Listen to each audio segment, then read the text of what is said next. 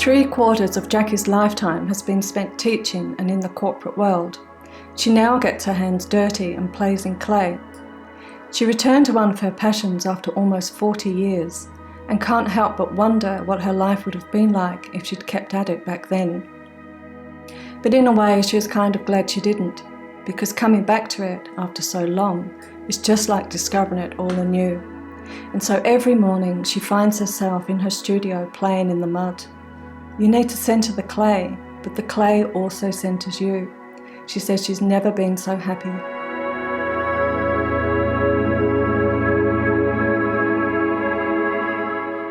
I guess my signature kind of pot, if you like, is a technique called obvara, which is a 12th century Baltic technique. That consists of using only natural ingredients as a surface treatment. It's not really a glaze. And what you do is you take very hot, red hot pots from a raku kiln and plunge them into the obvara brew, which is basically flour, water and yeast, all natural ingredients. The flour actually burns into the hot clay and forms a permanent mark, creating a permanent texture.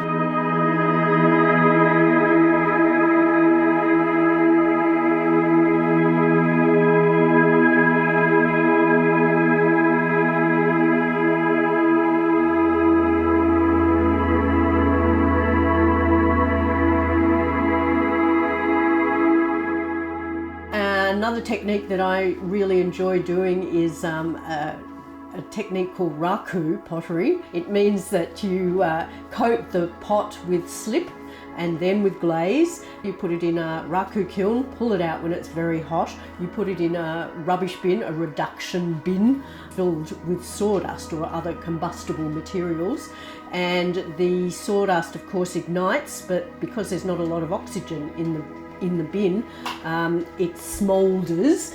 The glaze actually peels off and cracks, and when you take it out of that reduction bin, you can take off the glaze just like kind of peeling a hard-boiled egg, and you end up with a naked raku pot which doesn't have any glaze on it, but has been drawn on, if you like, by the carbon in the reduction bin.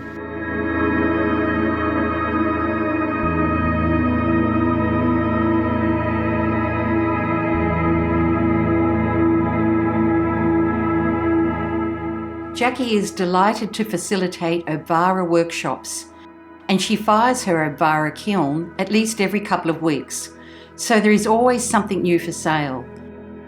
Or if you have an idea for something you like, she can work on it with you and teach you how to make it. As a qualified secondary school teacher, another one of her loves is teaching and passing on knowledge. You can see how the shape of the pot has a lot to do with it.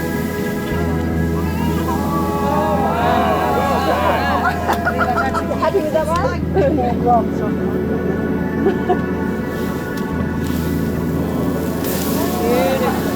one. It's raku clay, that's right. It's still lovely.